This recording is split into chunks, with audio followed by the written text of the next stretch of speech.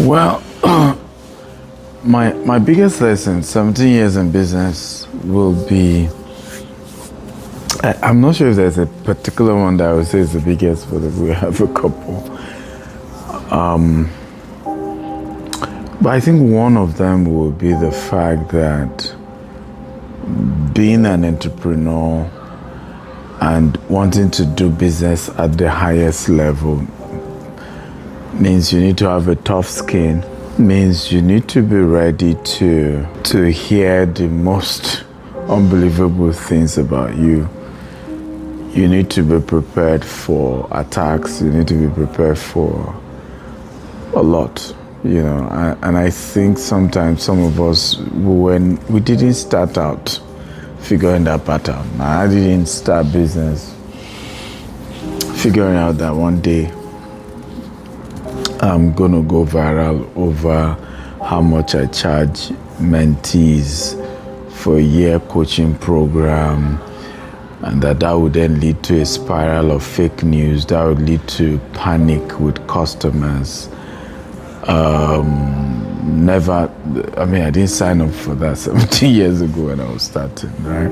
Where was social media when we even started? But I think in 17 years of doing business, that I'm realizing, employees, you're gonna have issues. Customers, you're gonna have issues. Partners, you're gonna have issues. Regulators, government officials, you're gonna have issues.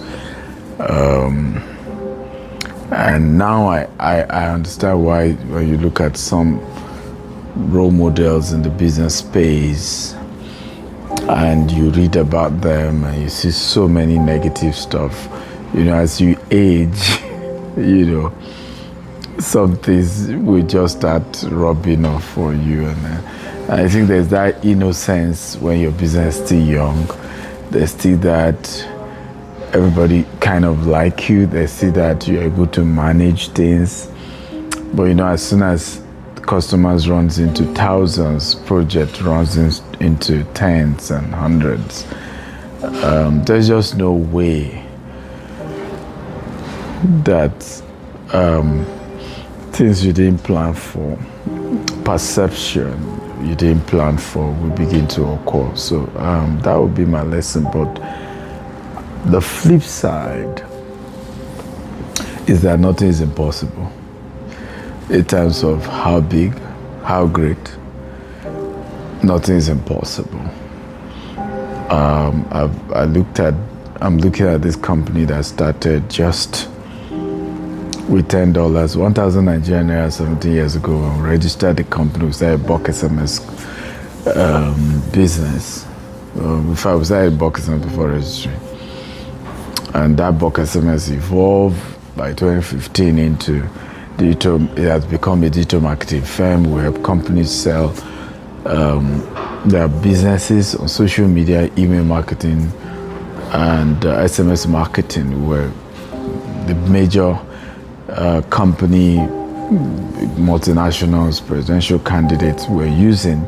We had the largest phone number database in Nigeria at that time, the largest email database. So irrespective of which party you belong to, you are our customer, because people who you eventually give the job to will have to still bring it to us because we're the main brand at that time. And so thinking that 10 years ago we then evolved into real estate and we're going to be here is humbling, really, really humbling. And so I think those are the two flip sides, to that. Okay. Next question. Gtext has built a legacy over 17 years. How do you intend to protect that legacy and the trust of your early and loyal investors? Well, I think, first of all, I would say we've been blessed with some amazing, unbelievable investors. Honestly, when I look at some of our investors, I just be like, do human beings like this exist? Now, we've also had some,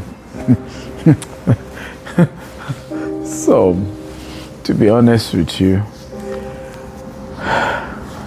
some challenging people who call themselves customers. We've had, or investors, we've had, oh boy. So we've had the both extremes. So, but my business is more with those who trust us, who remain loyal, who continue. I was one of our old customers in our real estate business very early on. Today, yesterday was his birthday, and we got talking, happy birthday and all that. And I was like, okay, so what birthday gift should we give you? He said, I want to be living with you in Houston, and we laughed over it. And this is a client over and over again. I'd had to, if at some point I'd had to ask us to send him, because early on when we went into real estate, now when we're doing digital marketing, we're good, but real estate has a high level of distrust, right? It's like pastoring in Nigeria or politics in Nigeria. Incidentally, politics is the biggest business in Nigeria. If you see it as a business, pastoring as well. But maybe banking before real estate. But real estate is also that top level of high level of distrust. So very early on in the real estate, we started experiencing, despite the level of transparency we brought into the industry, high level of distrust. I remember the first one was our general manager then was to take some client for inspection. Now the surveyor had maybe his vehicle documents were not complete, so is he IVO or something? A particular agency stopped him and then they towed his car. So our general manager had to, then we used to have a WhatsApp group where we put all our clients and everybody could track, again for transparency. In fact, that was the end of WhatsApp group. And then one of those clients who was supposed to come, so the general manager messaged them and said, hey, we're so sorry, we have to postpone this allocation because our surveyor car document was not intact, and the vehicular agency had to tow his car. And guess what the customer went to put in the group? Gtext, is selling land with fake document, and their surveyor has just been arrested. Oh boy. The WhatsApp group exploded. I mean, hey, every attempt to explain that no, it was his car that had an expired registration document. We've always known. Hey,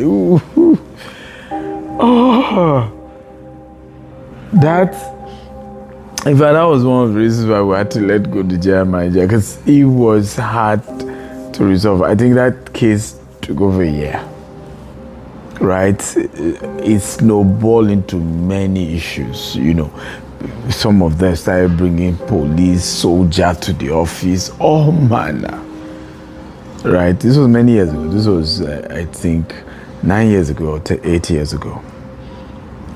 So that period had taught me that, man, you're in a business where the trust level is so low,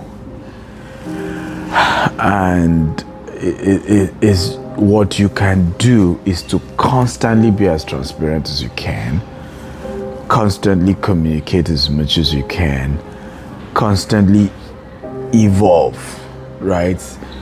Evolve and evolve and evolve, go bigger and bigger and bigger, because sometimes, the only way, like I said, result terminating, so the only way, with some of these things, just your result terminating insult. That's all. So you have to constantly innovate and evolve and be 2-3 steps ahead. I remember it's quite also challenging doing business in Nigeria, extremely, because you are dealing with money, you are dealing with government and regulatory issues, and so nothing is guaranteed, right? But you still have to know that even with that, because that experience taught me also that just prepare that there will always be PR crisis with this industry you are in. You could inherit the one happening to other, partners or colleagues in your industry. For example, we've noticed in the last few years, once there's a crisis with any other real estate sector, it affects us too, right? Just naturally affects us. The trust level is just transferred. And so we've gone through cycles of PR crisis that has just shown me that you can't avoid it, just be prepared when they happen, to put out your own facts there, be as transparent as you can. I remember one other PR crisis we had, this was way much recent. This gentleman had reached out, he wanted refund, maybe he was burying a relative or whatever was his excuse. I said, well, the terms for the refund, you signed it, was that it was minus 30%. And, he said, no, I'm going to show you people hell. Yeah. And I think a staff had made a mistake where she was sending a mail to customers and did not blind copy. I'm sure you have, and then it was, so that mail had all the email of all customers. And this man went to copy every single customer to say, hey, these people said they have land in so place. No, it's just even, and unfortunately for us, so I give an example, we have generic names for our estates. So we have Berry, we have Jasper. The real estate alone is more than 10 estates, different locations, Asaba, Abeokuta, Lagos, Abuja, and so on and so forth. So he just went to do a message and sent to all customers and said, their real estate is fake. They don't have any land anywhere. One thing. And of course, another crisis. And then he continued. Almost every month he's dropping another story and then another story. And remember, trust level is low. Okay? And this happened to be a land where the seller was a military person. Everything checks out. The CFO was in his name. And when a land has a CFO, this was in a property in Asaba,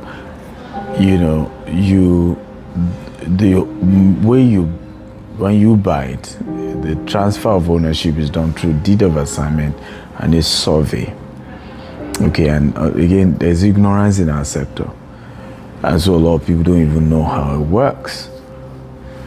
So this guy, and also another person was then challenging, because it's a whole large expanse of land. We bought a portion.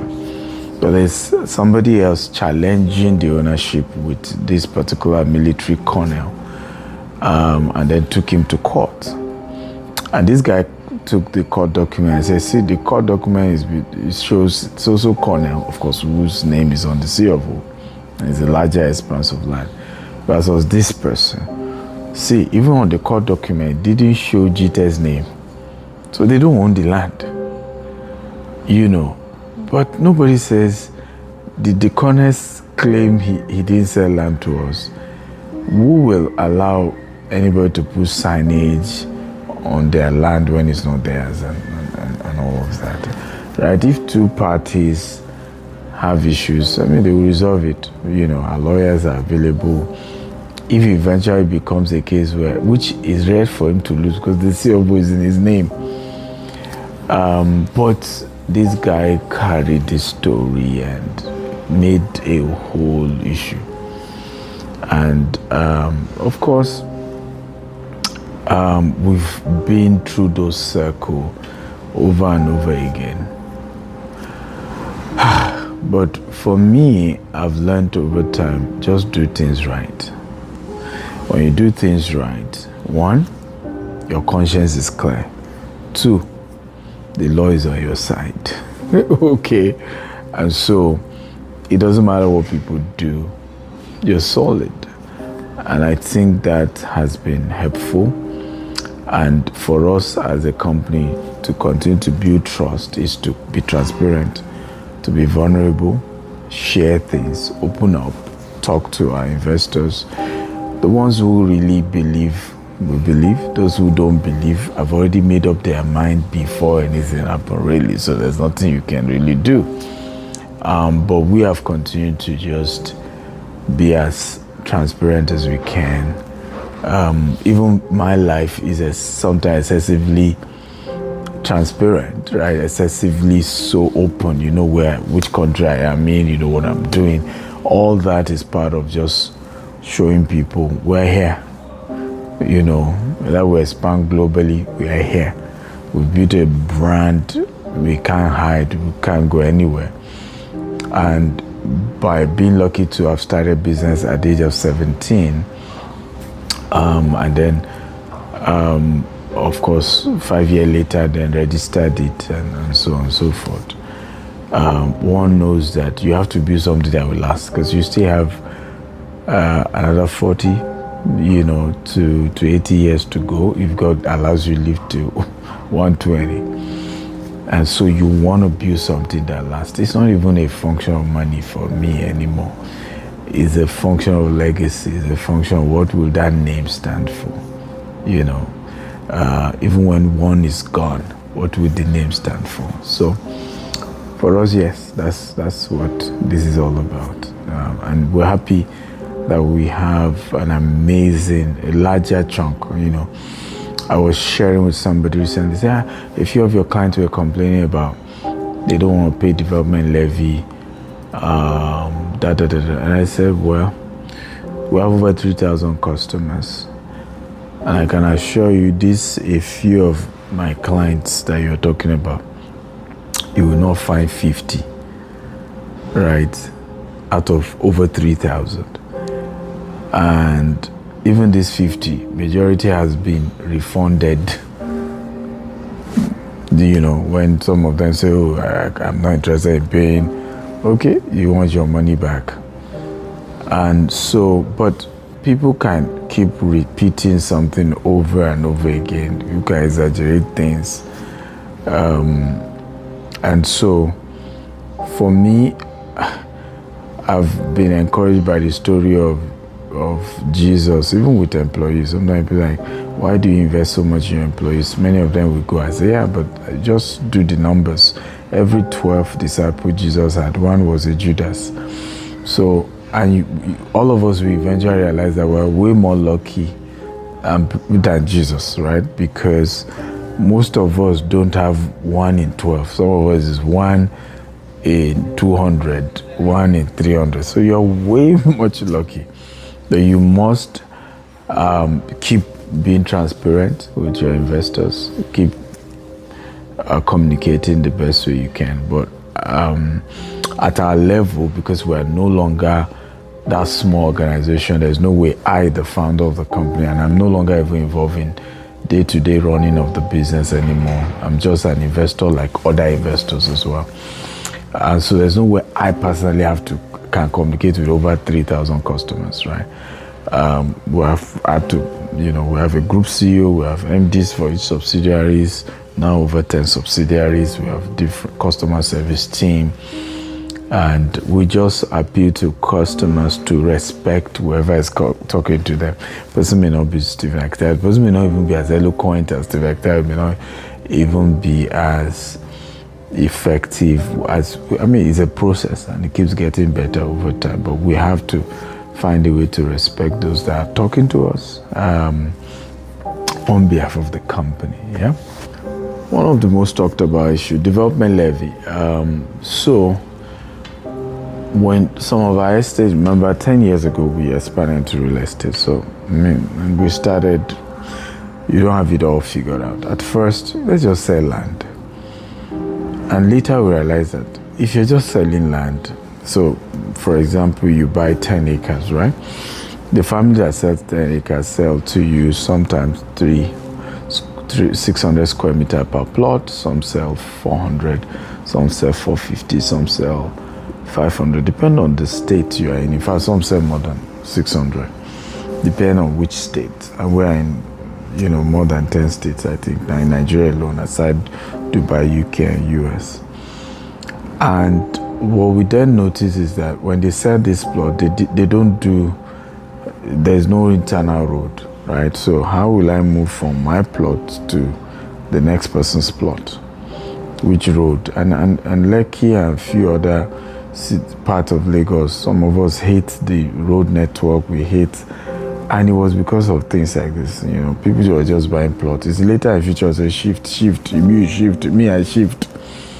So a few years into the business, we realized that we can't continue, because we bought it that way, we sold it that way. No, we needed to create internal road. We call it serviced plot, right? We said we needed to now figure out a way. We have to do roads, we have to fence this estate, because even when we left it like that, encroachment of Monile were coming to take it. And in some states in Nigeria as well, a governor can pass a place and see that this place looks developed, and then declare that he has put a cession on the land. He's taking over the land. The law empowers the governor to do that. Sometimes it's based on whether the place is developed or not. They just look at, okay, there won't be much noise here. It's just bush. Let's take over. So we knew that we need to start fencing. We need to start doing, we need to start putting security men and women physically on site to protect this investment that people have done with us. And so conversation around development levy, and we're lucky that early on we had written on the documents to say we can't figure out how much is development levy yet, but when the time comes, it will be subject to inflation and the cost of building. But I think about 5 years ago plus, we started those fence work on some of those sites, and at that point we came up with the first development levy, which was then supposed to be, I'm not too sure whether it was 1 million naira or 2.5 at that time, but also stated that if you don't pay now, it will still be subject to future inflation, variation and all that. So you have people who bought land when it was 1.5 million, and that time cement was barely 1,300, 1,200. Today cement is 10,000. Iron rod that used to be 600 is now going for 1.2, 1.3. Sand, we used to buy sand then, less 18,000 per trip, right? Now you're looking at 120,000 to 200,000. All of that has gone up. So, of course, there were notifications over and over again. In fact, I remember we still interviewed a client who was confirmed that she even told our staff to say, stop sending me mail on the development levy. And we started doing that because when we saw how Naira moved from 190, right, some years ago, boom, 400 and something, and now boom, 1,600, we had to keep saying, this thing won't come down. You need to pay. And of course, the price moved up as well.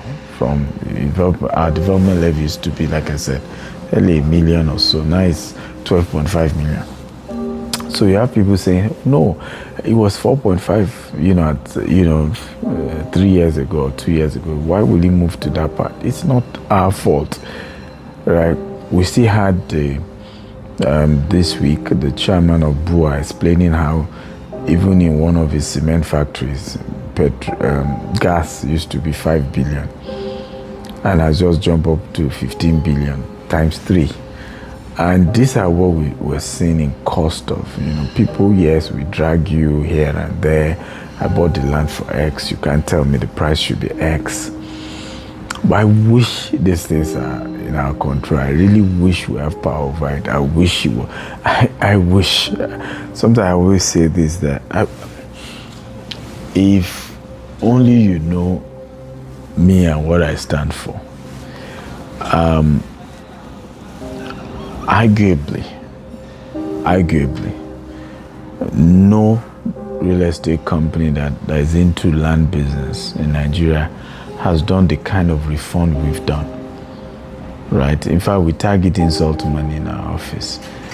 And for us, it's just to keep a good name, just refund, keep a good name, to keep a good name. But At some point, you realize people then abuse these things, right? There are contracts that has been signed. There are things, you signed with a company. And because the chairman of the company is famous, right? Every time the conversation is, we're going to call you out on social media. We're going to drag you.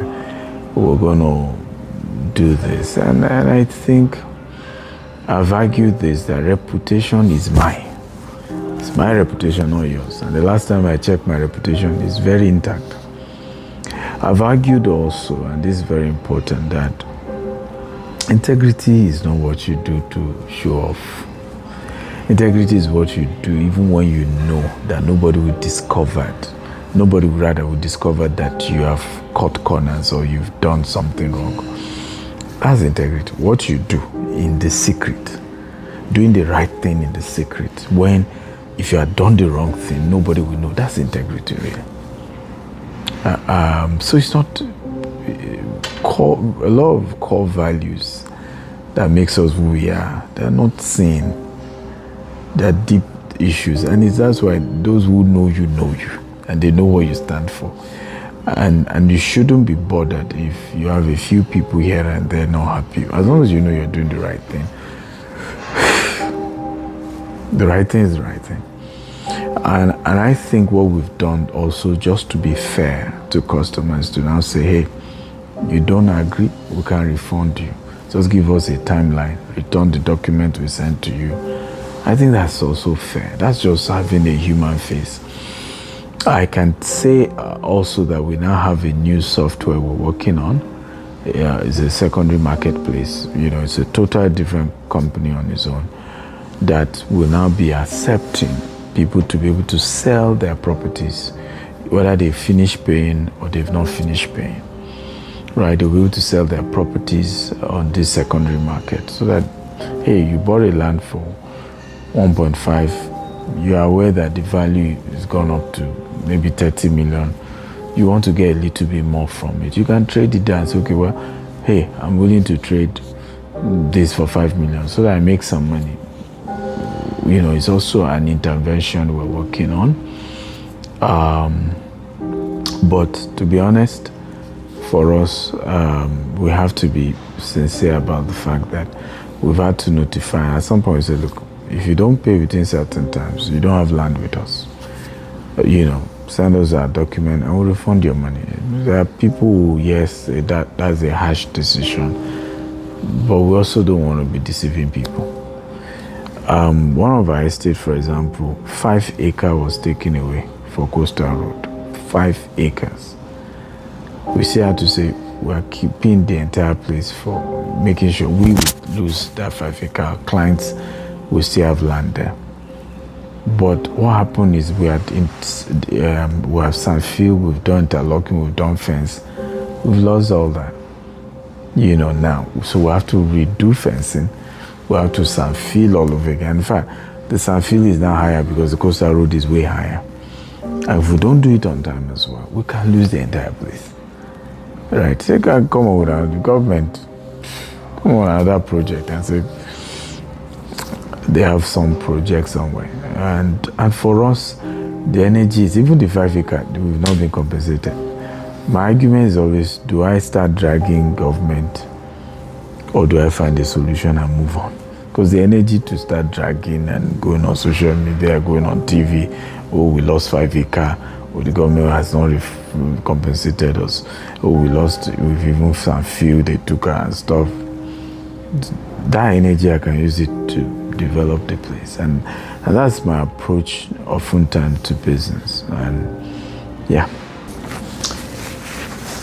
Yes, so the 5 million referral fee was also as another intervention. Say, hey, you are owing development levy. You could refer a new customer to us, and typically we even give commission on new customers anyway. So, and we can just say, hey, you refer somebody to us. We'll just and we said, hey, give us referral up to 10 people, 20 people, because not all those you refer will eventually buy. But even if it's 1 or 2 that decide to buy, we dedicated 5 million towards paying your development levy, because to be honest, some people are going through some financial challenges and are really struggling to be able to pay those things, and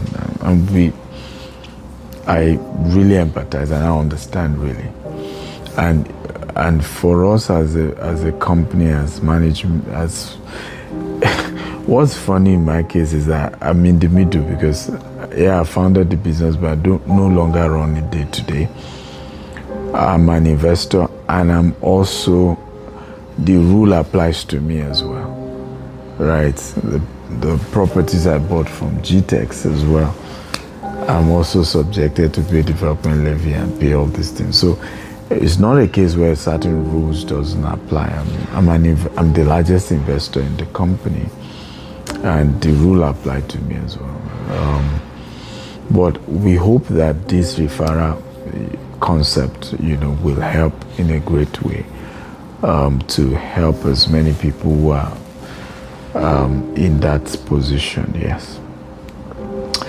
For clients who are still uncertain or financial constrained, what additional relief is Gtext offering during this anniversary period?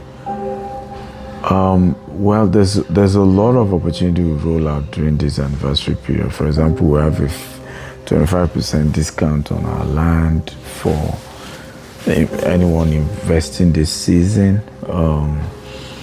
That exists. We're also giving some discount also on the development levy, during this 17th anniversary celebration. So there are a few here and there, discount that has been offered, and you can reach out to the office and they will tell you. For those particularly in diaspora, what innovation is in place to ensure transparency, to give them peace of mind that their property is intact? So I know there's a press conference coming up by management of Gtext soon. But right now, you'll be glad to know every single customer who bought land from Gtext Land, we have a new technology using Google Earth. And what it's doing is it allows you to see your land. So all this issue of they don't have land, there's no land, they didn't do physical allocation. I laugh over those conversations, because once they send you a deed of assignment and your survey is the map of the land. It's just ignorance here and there.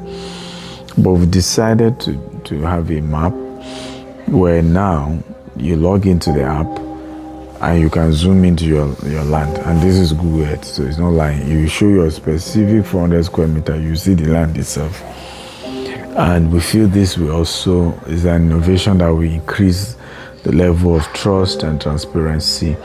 Like I said earlier, also the new company that is being launched soon, that will also is a secondary market company. It's not just for Gtext. Different real estate companies are able to come and sell their properties, and customers can come on the platform and all of that. So it's something unique that we think will enhance trust, and because this is an industry problem. So we believe that this new platform will address this problem beyond just our own company. It's just going to be a major solution for even other real estate companies as well. So you've stepped back from day-to-day operation. Can you clarify your current role and who is now responsible for operational decisions? Well, that happened 2 years ago. So 2 years ago, I stepped back from being the group CEO. Sometimes people see quotes call me group CEO, because we did a lot of media tours with our new group CEO, Mr. Rana Ijaz, who operates from Dubai and sometimes also in Germany. And he visits Nigeria time to time. In fact, he has done more than 2 trips already to Nigeria. Very important why we did that was because we are now, all these years we've been bootstrapping this company for 17 years.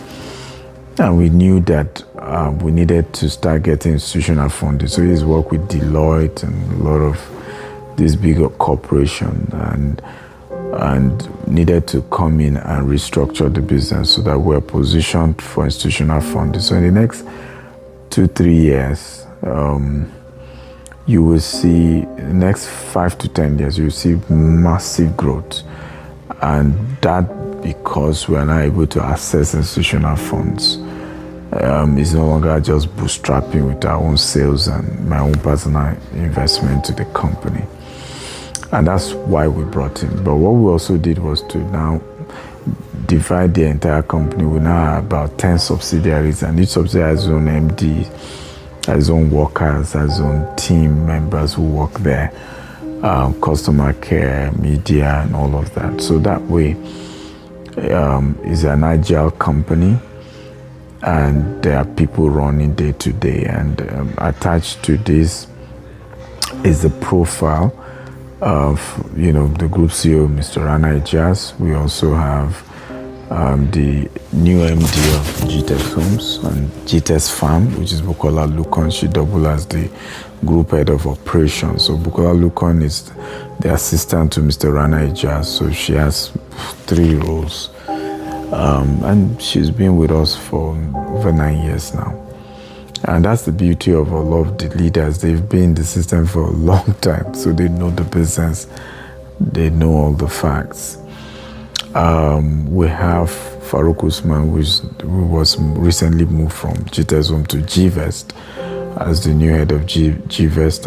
Gvest is a cooperative, digital cooperative in Nigeria, and is a SEC-filed investment company in the US. And so Gvest is there. We also then have Gtext Land, in person of Shola, who recently moved into that role and been doing well. He too has grown through the ranks over the years in running that. We have Gtext Suit. Gtext Suit handles our secondary market business. So sometimes you hear people say, Gtext doesn't have, hasn't built houses. That's not true. What we've done is to have different, in our Nigerian business, to have different, how do I call it, segmentation. So we have mini estate here and there. I mean, we sold out one recently in Shogotedo. It was just 5 units. We have about 5 units as well in Life Camp. In Abuja, we're selling right now, but they're not green and smart. So different value proposition. So we have those mini estate, 5 units here, 10 units there, 2 units there, and here and there. But they are secondary market. They're purely, we finish building, then we sell it, right? At the right price point, no pressure. Sell at the right price point, we're okay with. Same in Dubai. We do massive investment in Dubai. People buy from us in Dubai. We buy and rent, and have that. So Mrs. Akintayo handles both Dubai arm and Nigeria arm when it comes to secondary market. We also have in the leadership, Jessica Elebio, who handles our Gtext and Associates, is a subsidiary in charge of partnerships, right? So people will sell properties for us. That's the person who's in charge. We have Mr. Glory Okodua in charge of sponsorship events and corporate partnerships. We have Mr. Onifade, who is in charge of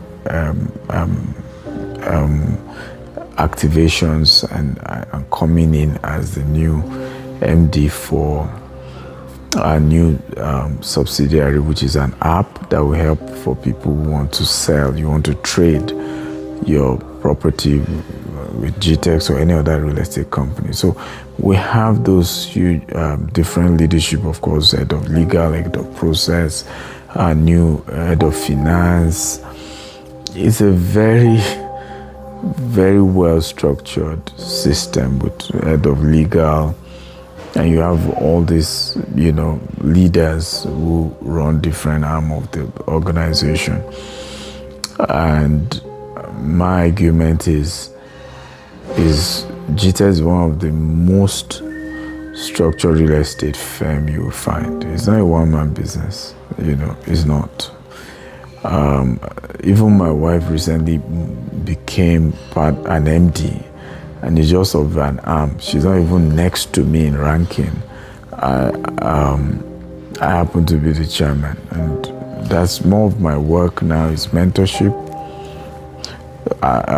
investment. I have to keep investing, hoping to get returns, providing guidance, advice, support, institutional knowledge, and things like that. For me, the next phase is investing in new businesses, expanding new ventures. We're going to movies.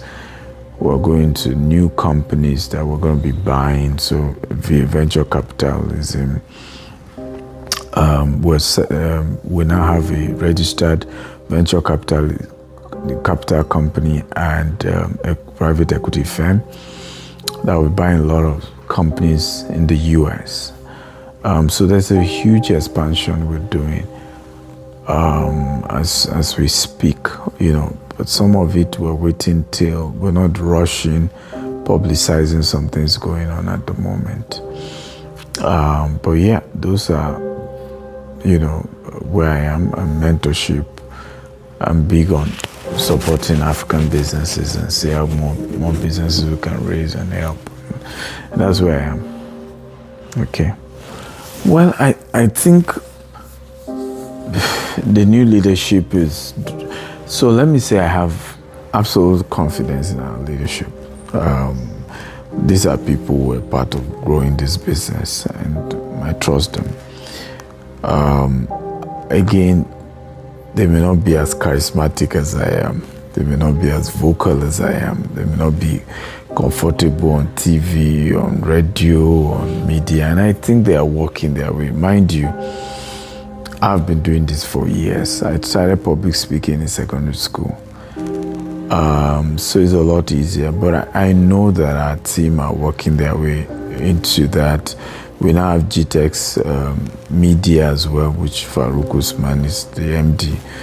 And with Gtext Media, we are evolving a new media and PR firm. And I'm sure that, that will evolve into getting more of our management team being out there. But I think for one of the things we instituted last year, by the board, and we have a huge advisory board. So, for example, our land business, Baba Michael Kiro is the chairman of the land business. He runs. We don't buy any land without him vetting it, and so many things like that. We have different lawyers, who also work with us. We have, every subsidiary has its own board. And every quarter, the board reviews what they are doing. And it's a strong corporate governance. But I know that also one of the things that started last year or 2 years ago was doing monthly webinars with customers. I think that has to be improved to make sure that one way or the other is advertised early and customers show up. And our MDs are able to answer the questions, allow people to express themselves and listen to them and reassure them. But I think some of the issue at the moment is not even much of reassurance. It's much of going viral for $18,000 and then some people then trying to hide under that to spread a lot of fake news that are not real, incite customers against the organization, create panic and fear. And they've done it with banks. Even just a few days ago, CBN is having to assure the public about some banks, because once anybody just come and say, well, this bank is about to fold up, people believe. Someone comes there and say, Gtext is about to crumble, or Stephen Akintayo is a scam. The advent of social media, anything anybody throws out there is law, whether it's vetted, whether there's evidence or not. It's just the jungle that we're in. But I can assure you that one of the things that we as representative of our investors are doing, and as a major investor and shareholder of the company, is to say all MDs have to communicate more. You have to communicate more. You have to communicate more, and I think we're going to be seeing more of that in the next coming years. You're going to be seeing very robust. But there's a lot that has been done so far. I think almost every 6 months there's a media tour that the MDs do on radio, on TV. But you will see a lot more of push of the brand of the MDs coming out and speaking up, so that, because we need to separate people, and a lot of people know, maybe some of the old clients, a lot of people know there's a difference between Stephen Akintayo brand and the Gtext brand, right? Gtext is a company, he's a major shareholder, but he's not the only investor, right? Then there's him, Stephen Akintayo, so much of our foundation, because of our charity work, so much of our projects, so much of what we do. Even our foundation MDs, Mr. Ikenamba, and there's so much we do: charity, training, mentorship, conferences, globally, right? Authoring books and speaking engagements and so on and so forth. So there are two different entities, but sometimes you want to drag, and I think it's an African thing, you drag the founder into it, make it look, sometimes when people even talk, you think that they paid money to Stephen Akintayo's personal account. It's a company, registered organization, structured with leadership that runs it. But I guess it's an African, it's a mentality, is there, it's how we see things, and sometimes it's difficult for us to separate the two. And so if you are in that context and you separate the two, and we had no choice but to separate the two. We're doing business in Dubai, we just opened Doha, US, UK. We cannot but separate the two. We cannot make the two the same.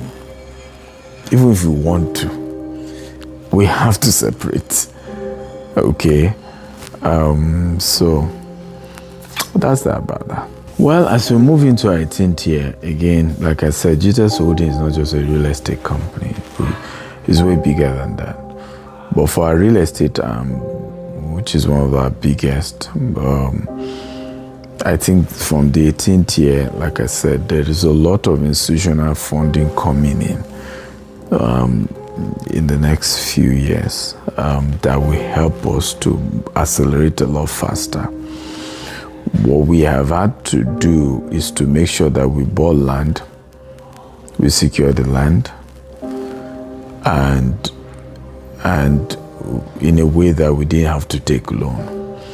I was sharing this with one of my spiritual mentor, and because he was worried, oh, you guys have just buying land everywhere. What's the strategy? When I was done, he said, oh, you're a lot smarter than I initially thought. Okay. And I said to him, it's a sustainable model, right? The scarcest commodity in Nigeria in the next few years is the land. It's not the house, it's the land. And what people realize is that they've wasted too many land, because you build bungalow and 1 story in a place where you could have done 10 story or 5 story or 3 story or 5, 10 or even higher. Because of the population bulge, we're currently 220 million. We're going to 400 million in the next 20 years. The land isn't appreciating. Okay? So if you buy land and you keep it, because you're doing land banking, right, a few years from now, you will get way more value, because when you're now building houses, the place will have developed. And instead of just building just anyhow kind of houses, you're able to build houses for multiple occupancies where you are really, really maximizing the land. And we've seen this happen with some of our estate, that if we had rushed to build, in fact, we have one of our estate, the first set was just 1 story. And it was because now we're realizing, oh, it was a mistake. Now It's more of, okay, we're doing minimum, 2-3 floors, and then we want to keep going higher and higher as we're going, because we needed to maximize the land. Dangote Refinery has started, Seaport has started, housing deficit is huge in that place. So for us, the wisdom was buy the land, secure it. Over time, even if you don't have money to build, you can do joint venture. Somebody can come, you do joint venture with them. Give them land, they build school. Give them land, they build more. Give them land, they come and even build a house. And you share the money. But the critical thing is securing the land. And so we were intentional, because when we looked at the inflation that was going on, the variation, the instability in currency, we have many of our colleagues going through tougher times than we are going through. The entire real estate companies or real estate industry is going through a really tough time because of this issue of, where you can plan that you're going to use 50 million to build a particular house, and the next thing you need 120 to build it.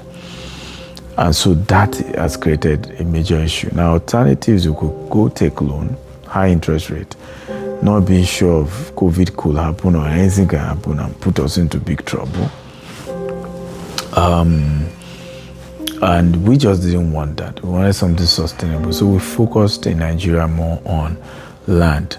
Now in Dubai, strictly houses. We're not even saying land. In the US, both land and houses. In the UK, strictly houses. And that was a good move, because we are one of the most internationally expanded companies. A lot of other people are joining us now, and that's okay.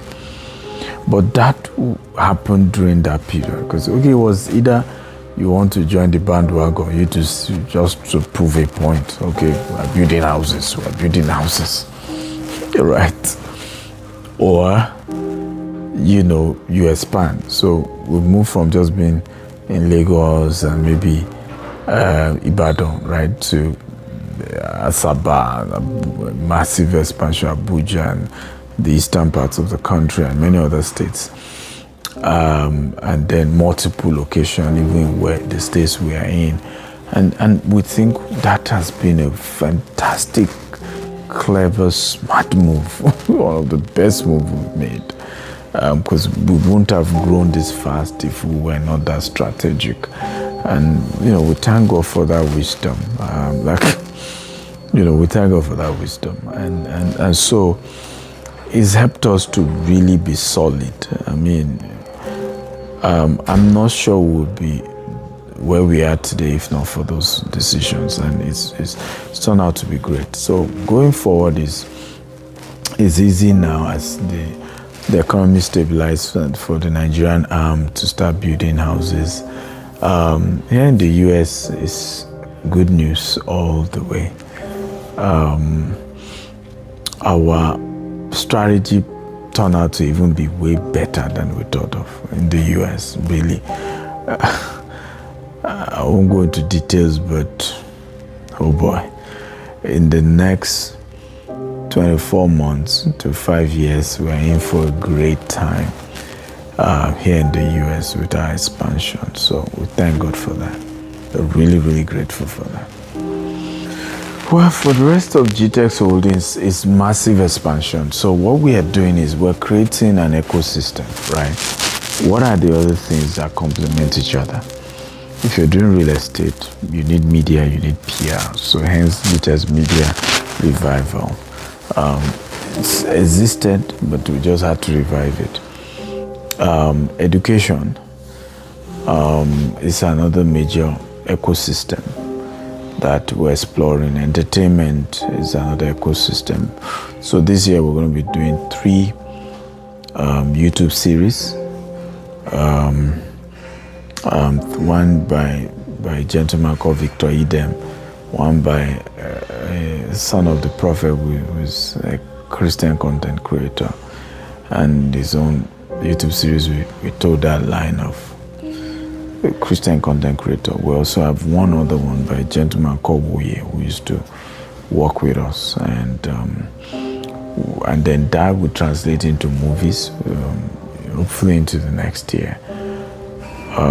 There are also plans to just look at other complementary aspects, like, our Greek business is really, we're positioning to be one of the biggest packagers and retailers of rice.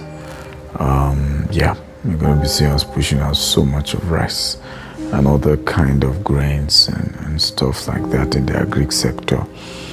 We're working, of course, agro-tourism and a few other things that are coming up. But there's so much. But you'll soon be seeing them. Right? God will spare our lives. So Gtext expanding its footprint in the United States. What are the goals of international expansion, and how does it benefit your Nigerian and diaspora client? Very good question. This is a very good question, because I've argued this over time that the biggest beneficiary for our international expansion is still going to be Nigeria. And I'll tell you why. Because we need foreign direct investment for a lot of what we want to do in Nigeria, because we're not just a real estate company in terms of what we're trying. It's a whole ecosystem, movies, entertainment, because everything, hospitality, hospitals, everything is on land, right? So once you have the land, there's nothing you can build on it. There's no industry you can explore when you have the land. And so for us, the vision is to say, how do we navigate around that, right? How do we navigate around that? And so, as we expand in the US, it positions us to be able to repatriate our profit back to Nigeria and, start massive expansion. It also helps us to be able to take, if anybody is investing with us, okay, you know what? I'm willing to take this risk again, with this thing you are doing in Nigeria, since you're passionate about it. But do you have assets in the US? I don't trust your judiciary system in Nigeria, right? But we can have your US assets, right, as a guarantee for what we're giving you for your Nigeria expansion. That is what we're working on. Okay, and it's working. We're getting a lot of positive interest. And I can assure you, in the next 5 years, it's a whole different conversation. You watch this video and you remember I said this. And we're excited about that. Really, really excited about that. As someone who mentored many entrepreneurs, what does mentorship play in the journey, and how GT has continued to empower entrepreneurs? Well, mentorship is something very critical to entrepreneurship. If you're really going to scale your business, somebody has to mentor you. I tell people that mentorship is the only shortcut to growth in business that I know of. It's the only shortcut. And sometimes people say maybe wrong words are being used, coaching instead of mentorship. So mentorship, and a lot of people don't know the difference. Coaching is bringing out what is on your inside. So when you do coaching sessions, you the coach, you're putting between 10 to 20% and pulling out 80%. That's why sometimes people get pissed off with coaching, because it's like you've come to meet a coach to give you an answer, but the coach is telling you, what do you think is the answer? So particularly for Africans, we get frustrated with that. Hence mentorship. In mentorship is 50-50. The person mentoring you is bringing 50% of the solution, and is also expecting you to bring 50% of the solution, particularly in the area of actions and taking steps on what is advising you on and guiding you about. So God has helped me to raise, hundreds of mentees. Some paid, some served in exchange for. We've given so many. January this year, we gave 40 people free mentorship. Now, for even this anniversary, we're giving another 17 businesses. But it's usually for businesses that at least have done over $100,000 in annual turnover, because the goal is just turn them to multi-million-dollar business. And we have so many testimonies. And more than 50% of those mentees are not based in Nigeria. So when the story of, he's charging $18,000 busted, a lot of my mentees kept explaining to say, we are not based in Nigeria. In fact, they're not even Nigerians. I have some are in Cameroon. I have a huge number of my mentees in Cameroon, Ghanaians, those who are even Africans. Right, some are Nigerians, but they don't live in Nigeria, in Canada, the US, the UK. And so the whole concept, the whole argument, the whole narrative was just not necessary. I've not lived in Nigeria for the last 5 years. I come to Nigeria to check the investments we have. I come see family members, but I lived in Dubai 3 years. I'm now based in the US, but I still visit Nigeria, come do conferences. It's my home. I'm from Nigeria. But you can't limit the denomination I charge and how I charge based on the fact that I'm a Nigerian. So even though I don't live in Nigeria, I must charge everything Nigerian. It was just really ridiculous. Plus, it was a year charge. And even if I charge way more than that, $18,000 wasn't for poor people to start with. A poor person can't afford $18,000. So, twisting the narrative, creating anger. Some people claim, some people are behind it. Well, how do I put this? There's a reason I'm called the ego. So if somebody is behind it, be it competitor, be it politicians, I don't care. If you know anything about the ego bird, it's fly better in the storm. Okay? And that's characterized my life.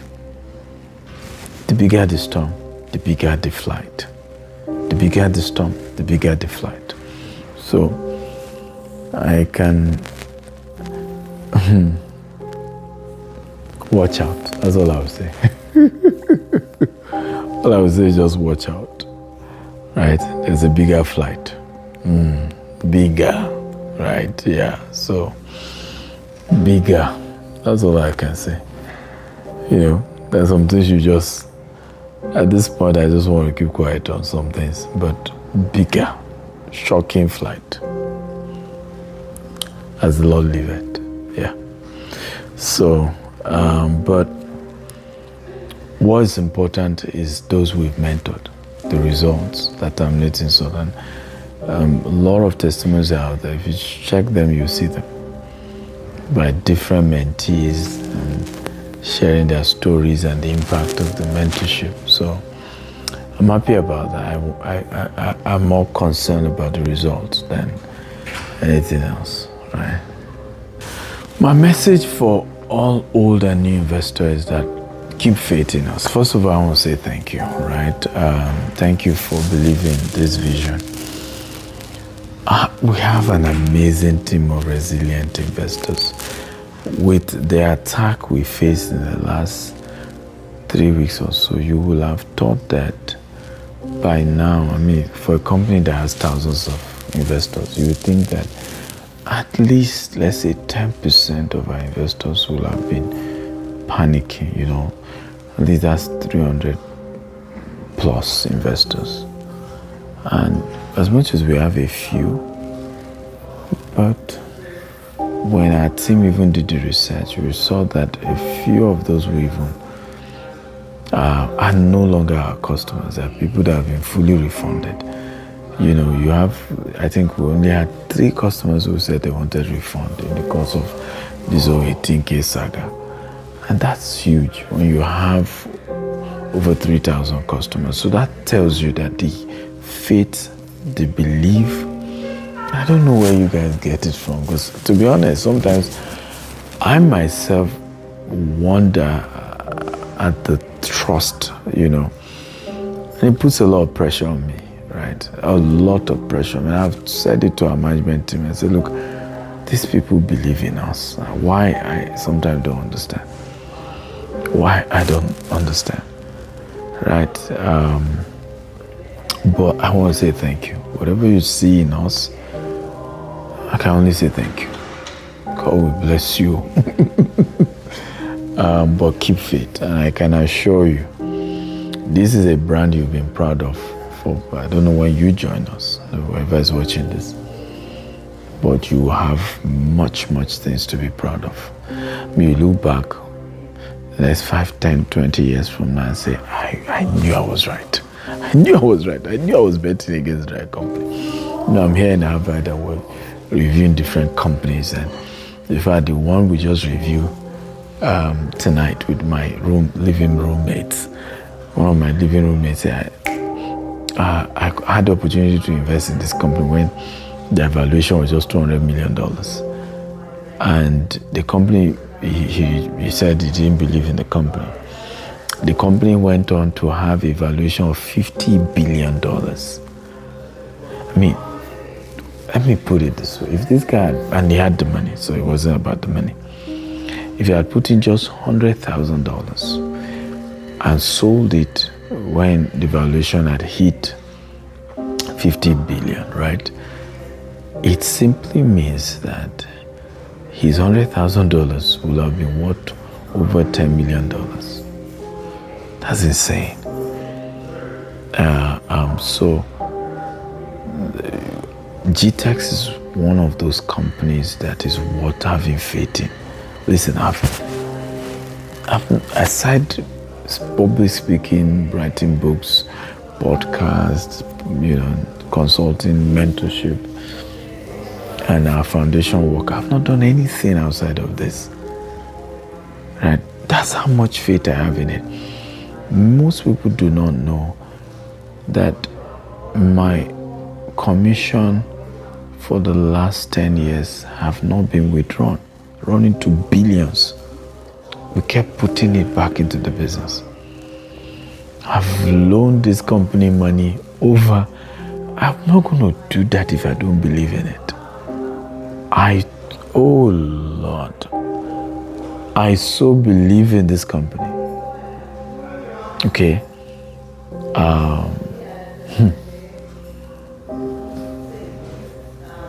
I can assure you, okay, you'll be proud that you kept faith with us.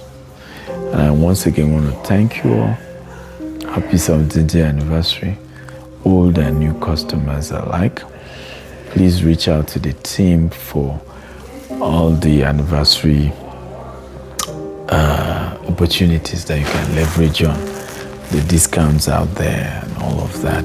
Please reach out to the team, and they have so much in store for you. And happy anniversary to us. So there's a praise going on today. Try and join if you're an investor. Even if you're not yet an investor, you want to be one day, or just like us, join. I think it's 1 p.m. Central Standard Time. That should be 1 p.m. Central Standard Time. If we put that in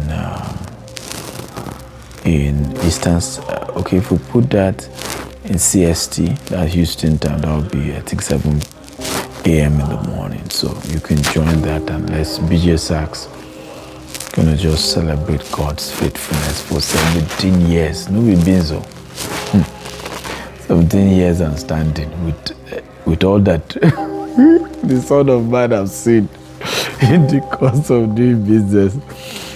God has been faithful. I wish I would be Nigeria.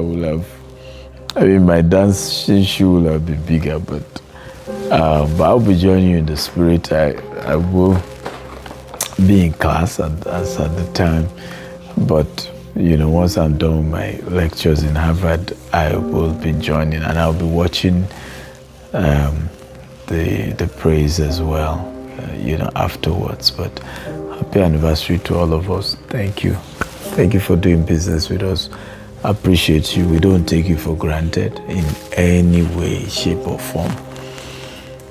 If some of you have felt that way, I can assure you that the management is working on correcting that and to be very much in your face. And I've said it to them over and over again. Enough of Stephen Akintayo's face. Your face should come out. Talk to your people. They're your customers.